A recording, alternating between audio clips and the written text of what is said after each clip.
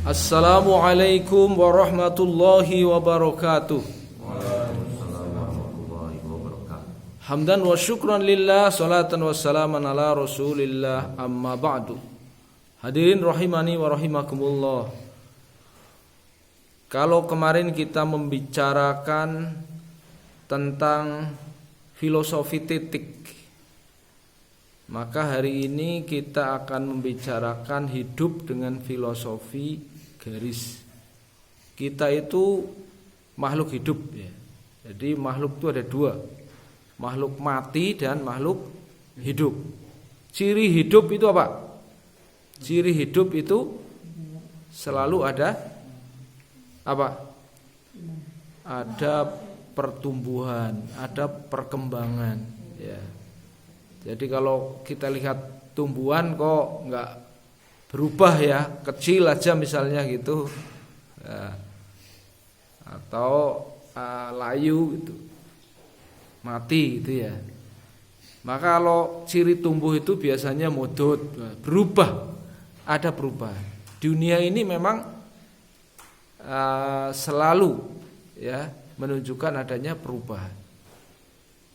Nah, dalam perubahan itu maka kita ingin berubah dari satu posisi ke posisi lainnya, dari kecil ke besar, dari tidak berilmu menjadi berilmu, dari tidak berkualitas menjadi berkualitas ya.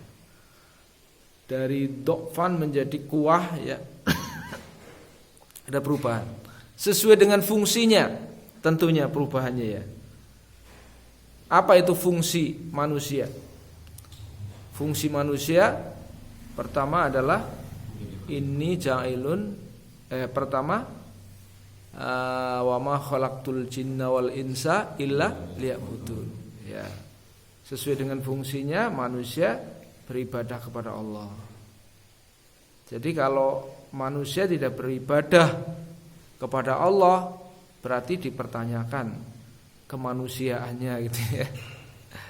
Yang kedua, fungsi sebagai khalifah. Inni ja'ilun fil ardi khalifah. Yaitu manusia diciptakan untuk menjadi orang yang mampu mengelola sumber daya. Sumber daya manusia, sumber daya alam ini diserahkan kepada manusia untuk mengelola sebagai wahana untuk bersyukur. Kemudian yang ketiga adalah fungsi manusia sebagai apa? Umat. Kuntum khaira ummatin ukhrijat linnas. Kalian itu sebaik-baik umat yang dikeluarkan di tengah-tengah manusia. Untuk apa? Ta'muruna bil ma'ruf wa tanhauna 'anil munkar wa tu'minuna billah. Mengajak kepada yang ma'ruf, mencegah kepada yang munkar, mengajak manusia beriman kepada Allah.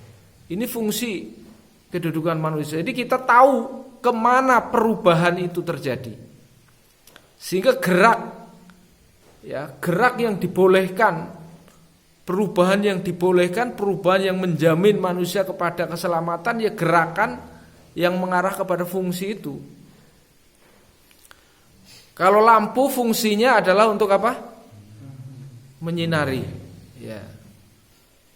Bagaimana kalau ada lampu tapi tidak bisa bersinar? Gelap. Ya, apa yang akan dilakukan oleh pemilik lampu itu kira-kira terhadap lampu itu? Ya, lampu akan diambil, ditaruh di mana? Buang, ya kan, di tempat sampah.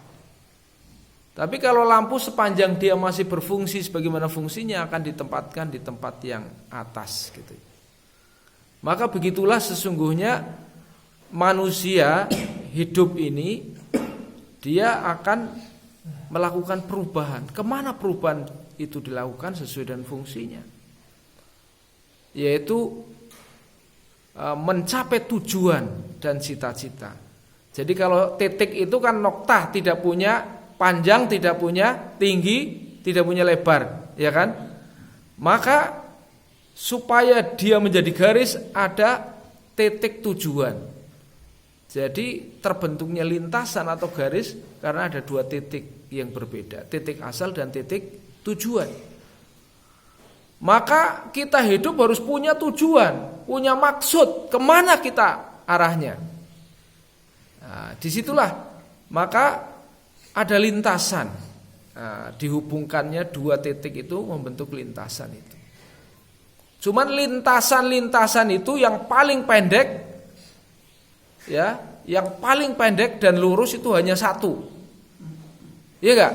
Coba kalau dua titik kamu hubungkan dengan lintasan, ada berapa garis yang bisa dibuat? Tak hingga ya, banyak sekali garis-garis yang bisa dibuat. Tapi yang lurus hanya satu, yang lain bengkok.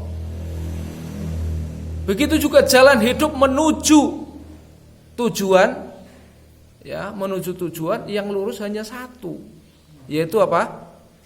Mengikuti jalannya Allah dan Rasul. Siratal mustaqim, siratal ladzina an'amta 'alaihim minan nabiyyin wasiddiqin wasyuhada wassolihin. Nah, inilah yang harus kita lakukan untuk menuju pencapaian fungsi kita sebagai manusia.